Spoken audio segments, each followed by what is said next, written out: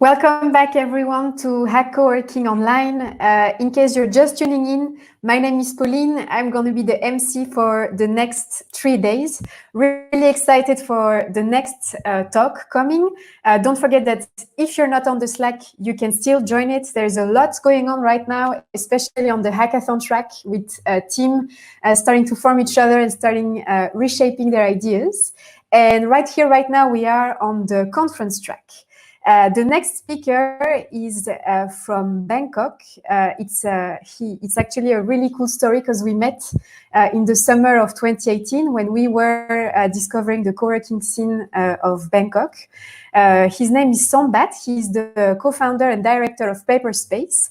I don't want to say too much about it. I want him to tell you the whole story behind. But during the coronavirus, he has made a really interesting research about workplace adaptation, which he's going to talk about now. Let's invite him here around. Hi, Sombat, are you around? Hi, Pauline. Nice to meet you. Hi, so nice to see you. How are you? I'm very good. What time is it in Bangkok now? It's 5 p.m. Bangkok time. Okay, so end of the day. Great. I'm going to hand over the floor to you so you can start presenting. Don't forget to click on the share screen button so people can see your slides. See you in a bit. See.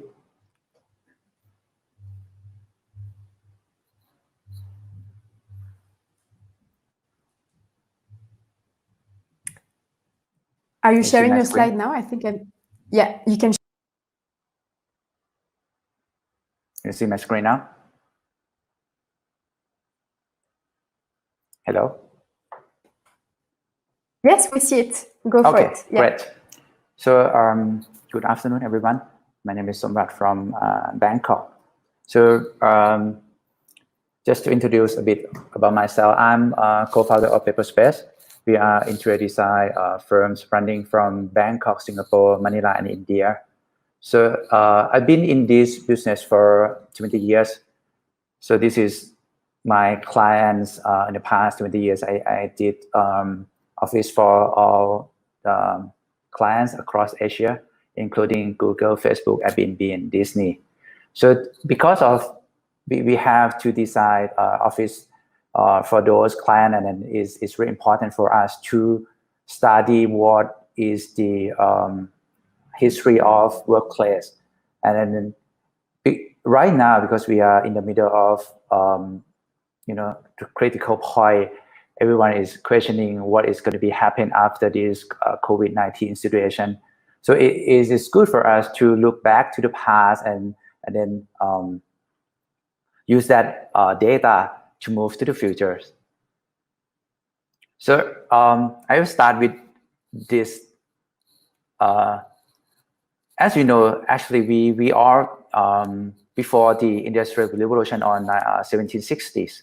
We are working from home. Actually, we are like farmers, bakeries. We are doing a home business, and suddenly there is this industrial revolution happening in the world, and most of people is calling into the mass production assembly line. So everyone has to move from their home into the factories to do the mass production. So that is kind of a starting point of the office, actually. And then 1895, because of the technologies of skyscraper, so everyone is pulling back into one tall building, working from this building, same time, same place. So this is, I would say that is really beginning of what we call office building. And then in 1990s, someone called Mr. Taylor, so he started mapping the way people work in the factories into this office space. So he tried to simulate the assembly line in the factory into the working space. So this is a very early stage of office design. So we call this era as the terrorist office. And then moving to 1937, this is the building called Johnson Wax in US. So you can see that there's a development of the previous era. So the workspace become more proper. So each worker has their own desk, which has quite a special space. And all the staff is working in a lower floor, whereby the manager is sitting on the upper floor overlooking them.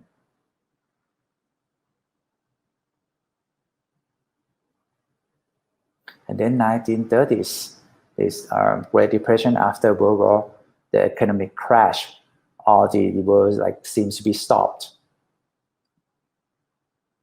And we as a human spend a few decades to recover what we have gone through for the Great Depression. And when starting off 1946, is starting off the baby boomer era in US. So in this period of time, people seem to be they request for more well-being. So they need a lot of things to prove that they're success in life. They have to have a car, house, well-being accessories, those kind of things, and those is translated into the office as well. So 1960, we have the office called Bureau Landscape. I think the English term is office landscape. So this is the, I think to me it's very close to what we are today. So you can see from the layout, all the staff is become grouping as a zoning, like department wise. So they have their own component within the groups and working closely to the next group.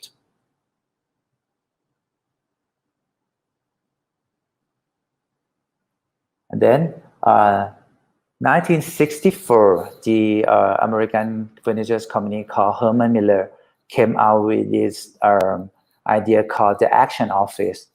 So instead of just a desk, so they create a system where we as a human sitting into a cubicle, but it's really huge cubicle surrounded with all the accessory equipment. So one people has their own like work within that cubicle, and because of they believe that human need a lot of ergonomics accessories. So everything that designed for this cubicle is meant to be very ergonomic for human.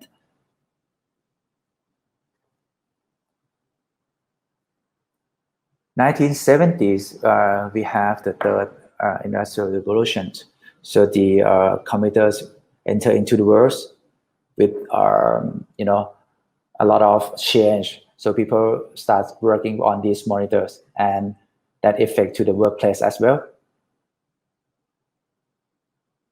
So this is what we call the cubicle farm on 1980s, and you can see that it's like because you can see from the past that it starts from the early stage of people working in the factories, and they take human as one of the mechanic of the factories, and then it start getting better and better and better. And then for this era, I think the realization of human is being dropped because the other corporate feel that actually the staff is just another part of their mechanisms. So they put the staff into a little box, little partitions, put a monitor there. So people just come to work 9 in the morning and then just look at the screens and then leave the office at 6. There is no well-being, there is no facility in this era. So the research said that productivity is increasing a lot with this mode, but somehow the well-being of human is getting dropped. People seem to be dying, crawling out from the office at 6. They want to go home. They don't want to be in the office. And then 1990s, I think, is starting the era of modern office, which is we can see this office all around the world. People have their a proper desk to sit, and then the manager have the rooms so they can monitor the staff, and the office itself become a branding of the corporation. So if you are a law firm, financials, or the bank, so you have to use the office to represent who you are. And then all the well-being is adding to this. So we are living into this era.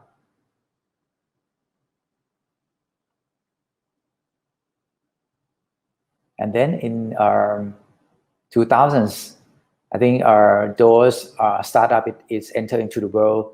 Someone who are like not very old, creating something that's changeable, and then they become a big corporation in a very like few years, like Facebook, Google, and Airbnb. And because we are lucky that we work with them for the past like few years, so we know a lot from working with them. So what I mean by hybrid workplace is, you can see this is Airbnb office in Beijing, which we designed in 2015. So it is something called activity-based workplace. So 400 square meters with 40 staff. Everyone are going to the office in the morning.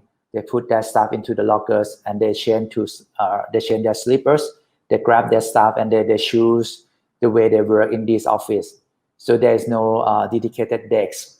It's only a variation of work setting. There is a work desk, there is a lounge, there is a standing desk. So you make your own choice whether you want to work during the day.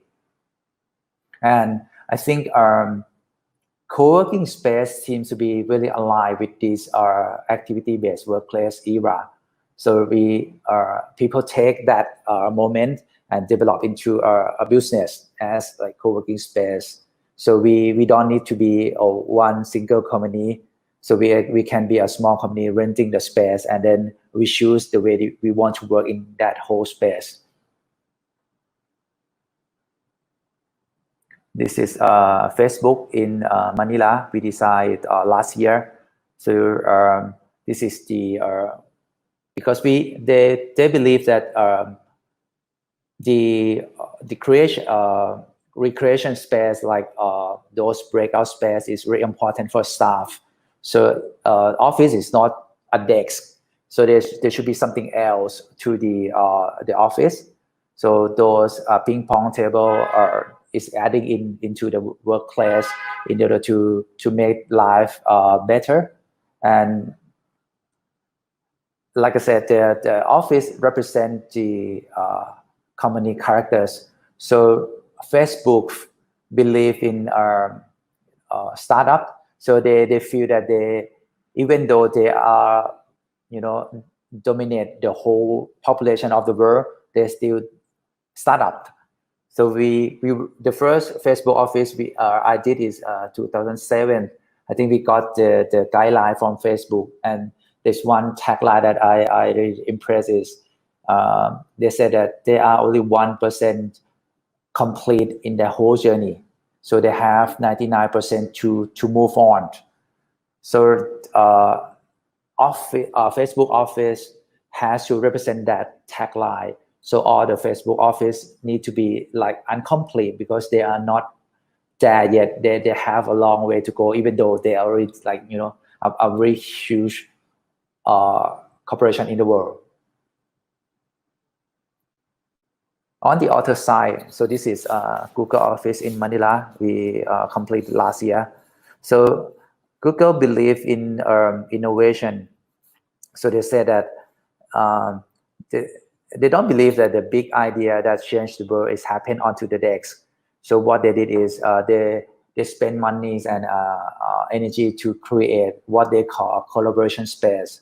So this is the kind of like informal meeting space in the meeting floor. So they expect that people come to the office not to work, but to get inspiration from the work and then create something that change the world. And that could be happen into a tiny box of cubicle. So So the concept of this Google Space is what we call the digital jungle. So people come, instead of you going out to the world to get inspiration, you come to the office and you get inspiration. And then last year we have COVID-19 pandemic. No one has expected this. So in a couple of months, I mean, there's a lot of news coming everywhere in the world on this situation, because no one prepared for that. And I think it's a big question for all the corporation and the workplace to asking themselves what will be happen after this. As you read from the news, I think we have forced to put our staff to work from home for a few weeks or a few months for some countries. And with that moment, I think people realize that actually there's an option for people to work not just only from the office but from home.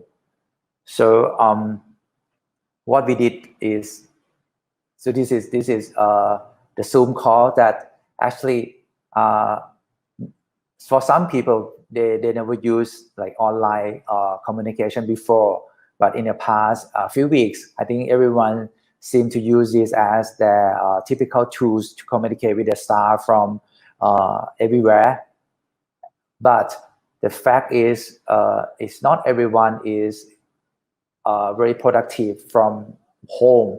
As you can see, there's a lot of people having really a lot of trouble with their families if they live in a tiny place and then they have kids around when they conference with their colleague. So in the past few weeks, we are as a company, because we have a multiple office around Asia Pac, so we start questioning that question, whether what it's going to look like for the workplace after this. So we put a team from 4 countries, Bangkok, Singapore, Manila, and India, doing a full 4 weeks workshop to find out that answer. And just to give you a glimpse of what we get from the past 4 weeks is before. I mean, if we check the data and if we track those era of workplace design, we realize that personal space seems to be a lot bigger in the past, and then it's getting smaller and smaller towards today. I think what we track today is we got about 6 to 10 square meters per person. Means if you are an organization where you have 100 staff, you may looking at office about 600 or 1,000 square meters to fit in your staff. So that is a typical metrics that we work. But because of this COVID-19, because of social distancing, we have to put people back to the office very soon, but we can't put them side by side anymore. So the density of people increasing from 10 to 20 because you need social distance between each of them. But somehow, because you have a same building parameter to fit your people, means you can't put everyone back to the office. Means you have to balance between someone working from the office and someone has to be working from home. And we can't answer what is a right ratio for that. It has to be found out within the organization. And I think the most important question is what about 2021 or the 3 years after this? What do you do? Because I don't think we can put 20 square meters per person like always. It has to be some kind of mechanism to put into the workplace for the next 3 years. So this is what we think it should be. So we think it has to be split into 3 phases. So the first one is now. or next month where we as organization have to put our staff back. So what we need to do now is first is the safety and well-being. It used to be a fun or productivity or the KPI that people put as a first priority in our workplace. But for the first phase one, I think the very important factor that you have to start is safety for your own staff. So those policy or the mask, gel, alcohol has to put into the workplace for your people to be able to go back to work. And then, like I said in the previous slide, you have to figure out the balance from people working in the office and people working from home. And there's a lot of tools for you to do that. And I think what we need to find out is, instead of getting the direction from top down, you have to get a feedback from staff from bottom up as well, because you have to check with them how do they react to this work from home. Are they okay with that? Do they ready for that? And then once you pass phase one, you move into phase two, which is the next 6 months to a year. So you put your staff back, and then I think you have to use that 6-month period to figure out your long-term solution, because that is just a mid-term solution. So you have to somehow adjust your policy. You have to put a strategy into the workplace, and then you have to define your new behavior and culture. And just for example, you may have 100 staff as a full-time. So you may think about the option of getting a contract-based workforce for 50% instead of like 100%. So you can put 50 people in the office and somehow 50 people working somewhere else. And I think the last phase is using that data that you explore in the next 6 months to plan and strategize for a workplace in the next 3 years. And I think at the moment, no one has that answer. I think everyone in the world, including a very huge organization in the world, I think they start questioning this question. And in the past few weeks, we start calling back our clients, which we designed the office before, to to check out what happened in the past 4 weeks. And we get data, and we will do the workshop with them and planning the midterm and long-term solution for them. I think speaking on co-working space as well, because I'm running 2 co-working space from Bangkok. I think because there will be people working from the office, and right now they're working from home, but I think we are searching for something in between, not from home, not from the office. I think co-working space itself can be fit into this in-between space. But the question is, I don't think we can run co-working space as we run before, because we can't put a stranger next to each other, and the density that we used to put in order to get our ROI doesn't work anymore. We have to put into consideration of social distancing. The idea is maybe we have to increase the density per person. Somehow we may have to adapt component in co-working space toward this solution. Maybe like create a hygiene pot for few people to sit into that, so they feel safer rather than sitting into the open plan with the other stranger. I think if I'm gonna end this slide, I would say that every crisis has 2 sides, whether you want to look at the positive side or the negative side. So for me, I think it's a positive side, because is a chance for us to invent something new into the world. We can try a lot of things, and people or client I think they are more open to new solution than before. Thank you, Pauline.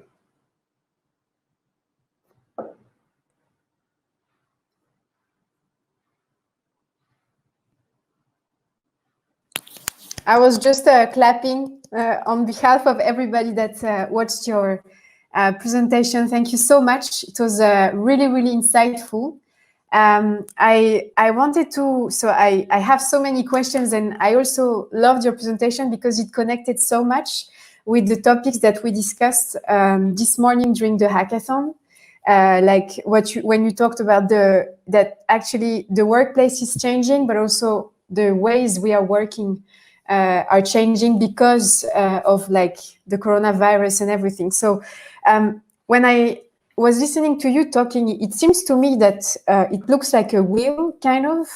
Yeah, like, it's a cycle. Exactly. And so where do you think in which part of the cycle are we going towards? Like, are we going very back to the 1900s in the way offices and the layout of offices were? Or is it going to be like something, because also I feel the expectations are so different from like the cubicle era, where everything was really about productivity. What would you define the new era that's coming? Like, is it going to be a combination of what for employees and for workplaces? Yeah. So from my point of view, I think it's going to be something what I call a skill-based workplace. So we design a workplace not based on activities, but based on the skill. What I mean by that is what we need to do is to look at organization or the way we work and try to split out skill that we need for the whole workflow, and then you map that into the space. And the good thing is because we have a virtual tools, not just like the 100 years back where we need to be in the office like to meet or to work. So we have the option to work somewhere else. Means I think the new era is to be the space between, like I said, the office and the home, somewhere here. So the big corporation will be reduce the floor plate or real estate for sure, to because the real estate cost is increasing. Somehow they have to control the budget, so they have to put less people into the office. And the question is, those people who are not in the office, where they do the work? I think they have the option to work from home, and have the option to work from a new co-working space type or something else. There'll be possibility for a big organization to split their HQ into a small component. Instead of one building putting 5,000 people into one building, they may split into a small five pot all across country. So people who are living in the north area, they don't need to commute an hour to the HQ. They can spend like 10 minutes to the satellite pot, where it's a compact pot with a few functions to access that, collaborate with people, and then go back to their home, something like that. Yeah, it's really interesting, and I think as you were saying also, like when there are two sides of seeing the coronavirus, like the negative side and the positive side, I think looking from a co-working space perspective, this is really positive for them. If companies are starting to give the options to their employees to work closer from their homes, it means people will look for workplaces that are kind of like around where they are. But then what I'm wondering, in a city like Bangkok, for instance, where in the central area you have so many huge buildings, which are right now occupied by so many big corporate companies, what are they going to become? Like, do you have some ideas of like what could happen to all those big towers? Is there going to be a shift in the workplace, like in the usage? Like, are we going to use it more than just to work? I think so. I think there's a like news in Bangkok that most of people is kind of like stop their lease because of Okay. first, I think first they have to downsize their company. They used to have 100 staff. They may have to reduce to like 50% in order to stay survive. So they don't that big space anymore. So they talk to the landlord whether they can reduce their space or not. If they couldn't, they move out to a smaller space. So you can see the momentum of the organization moving toward a smaller space. And somehow your question is, what do we do with that building, right? Yeah. I think that's the big question for the landlord, because Yeah. it used to be like 90% occupancy rate. Right now, I think it's going to be reduced a lot, and the question is, how do they survive with that? Exactly. I think the other trend in Bangkok is because we are the one of the worst traffic countries in the world. You know, people Yeah, spend. I can definitely testify. Yeah, and then people who, if we just an early career, we need to live in the city in order to go to the office. So the real estate is very crowded in CBD area, or the condos. You stay in it's like 60 square meters condominium, which is quite small for like 2-3 people.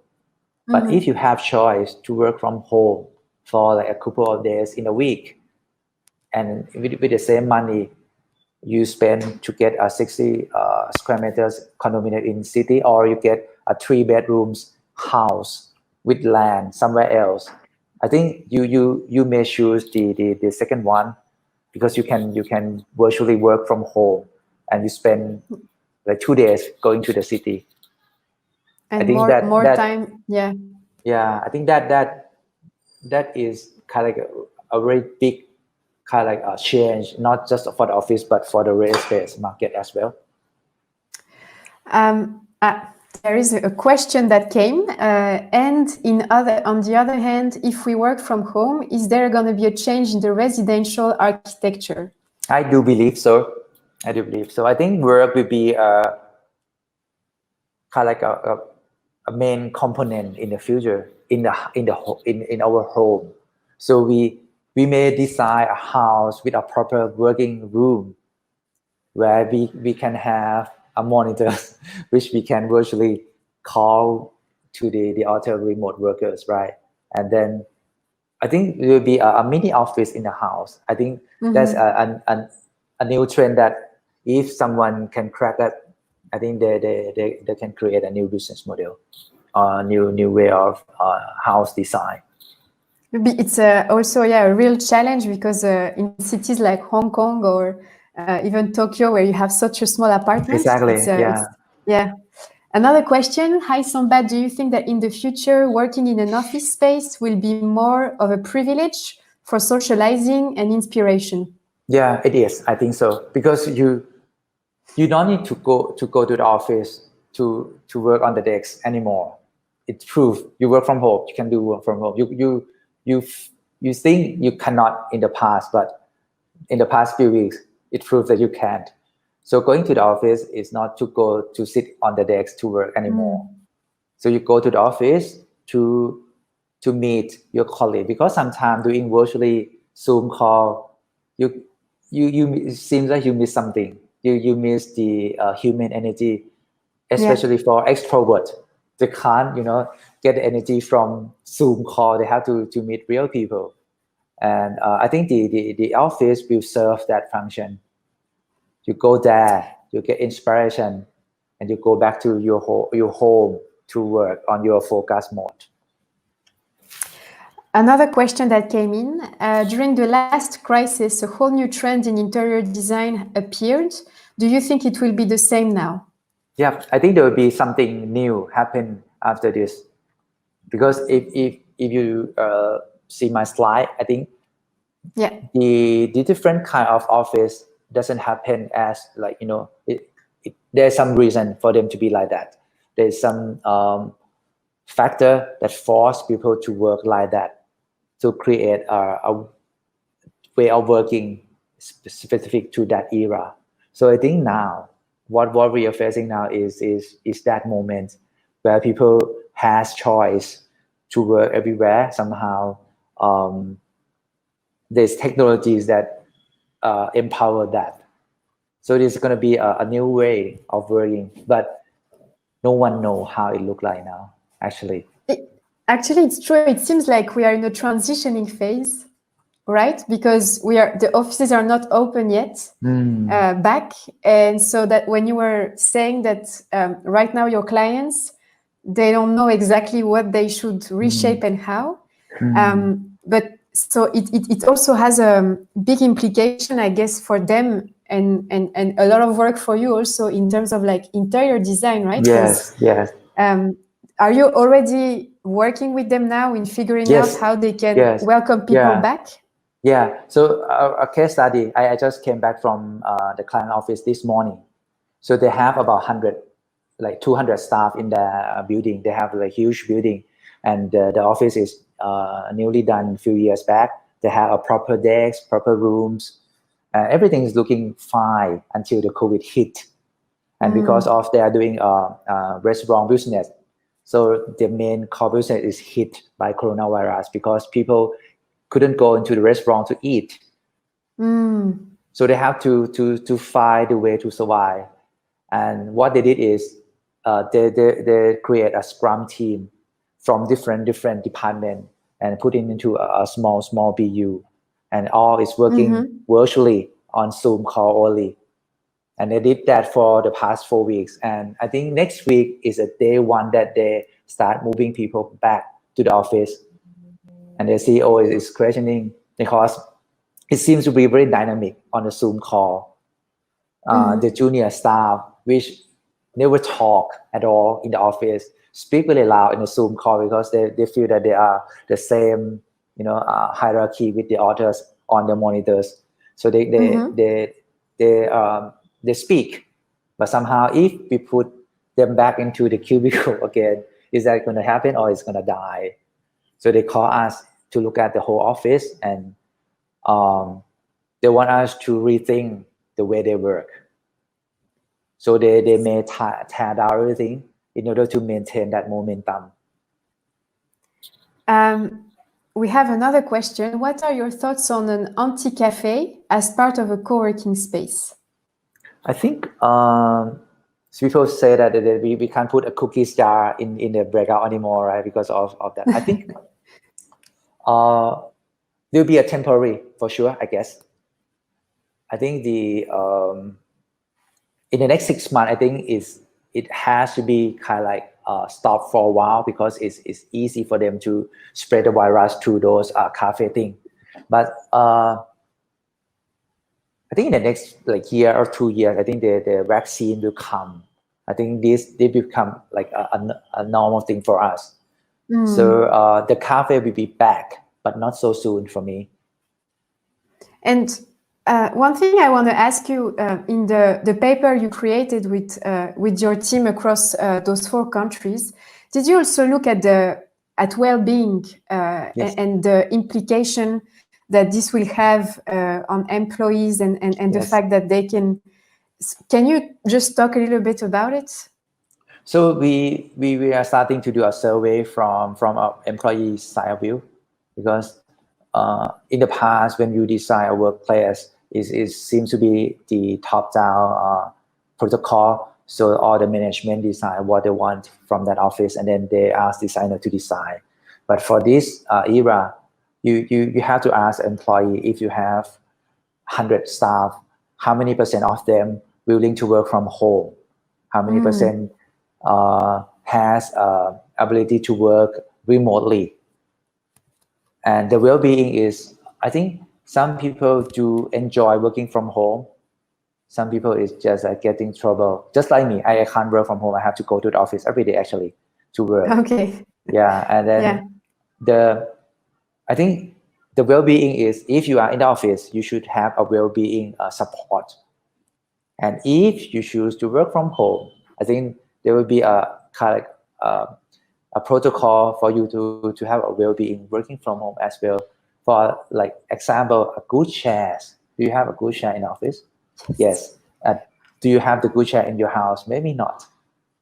They're very interesting. I interviewed like a lot of clients recently, and then one client saying that the staff which is forced to work from home, they borrow a chair from the office back to home. Because actually, it's you did that too? very because when the outbreak came, we were talking a lot with co-working spaces and co-working communities from all over the world. And in Japan, we had spaces telling us that many companies were ordering furniture like good chair and good desks to ship it to the employees' home because no one had equipment. You and I can think sit I on a also dining chair for 8 hours for sure. Exactly. And one of our partner also from Poland who do furnitures, they were telling us that some people made some videos and hacks on how they were using an iron plank as a standing desk. Oh, really? Because they didn't have they were working on a kitchen table, and it's also not designed for you to work on it. So they were finding hacks at home on like how to keep what you were exactly saying, the comfort of what you had in the workplace, but find it in your home when you don't have necessarily the possibility to order those furnitures or even to afford it, because they are also not all very affordable for a lot of them. So that's interesting. But one of the other thing I want to ask you is about Paperspace, because I find the concept really interesting.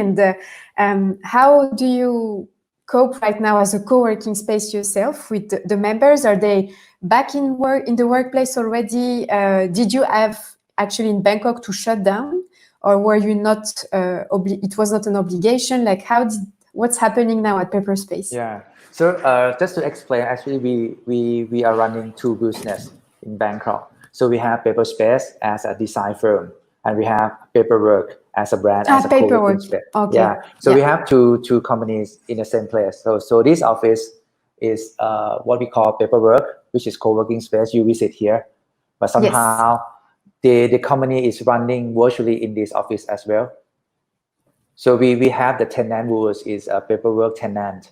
So they have their own rooms. So right now, I think they are back working. We have only like 5 staff working in the office. The rest, like another 20, 30 people is working as remotely. So they are not in the office. So we used to, since we start, which is 3 years back, we communicate with our crew via Zoom. So we don't really, actually we don't have any problem with this COVID thing at all. It's like we operate as usual. Yeah, you were doing it already for quite some time, so it didn't change much for you. And as a sorry, please go for it. Oh, sorry. I was going to ask. You first. Sorry. No, finish your sentence, because I was going to switch to a last question. So go for it. Sure. So I think I would say that from my side, the back end is going like as like before, but the client side, I think there's new thing for them, because we never do online company introduction before. We have to go to the office to present what we do, but because of this, we have chance to do a online introduction, which is interesting. So I think we experience something new to us also from the client side. We never do design thinking online before. Have you done that with the virtual whiteboard, post it online? So all countries can do their own post it, and it is appear in one screen. I think that's quite interesting for us. And my last question to you is, as an architect yourself, how do you see your role towards your client evolving right now in this post-COVID-19 era that is starting? I would say that we as like architect, we used to look at things from kind of like a design, functional, aesthetic point as a main criteria. But I think post-COVID, we have to look at the other area as well, apart from just only a function and aesthetic. What I'm talking about is the company culture, the staff well-being, the business model. I think we have to look at a broader perspective in order to design a proper workplace for the client. And the thing is, what we have learned in the past 20 years doesn't work anymore. Yeah. Yeah, it doesn't work anymore. I would say that it's like we have to relearn and we have to reimagine everything from now on. We used to have a very autopilot mode where we get a brief and we can decide the office right away. But I don't think that's work anymore for us. I think we have to stop and then try to understand the client deeply, what they have gone through in the past few weeks, and then use that as a baseline to do the next thing for them. Great. Thank you so much, Sombat. It was so interesting. I'm sure everybody in the audience really enjoyed it. Before I let you go, as you know, we love selfies. Okay, sure. Is it okay if we take a selfie together as a memory of our chat? Sure, of course. Smile. Awesome. Thank you so much. Thank you so I think much, if people Pauline. have questions to you, they can connect with you on LinkedIn, right? Sure. I added your LinkedIn into the participant kit. So thank you once again. Clap, clap, clap to you. And be well, stay safe. And we'll see each other soon, I hope. Bye, Sombat. Yeah. Bye-bye, Pauline.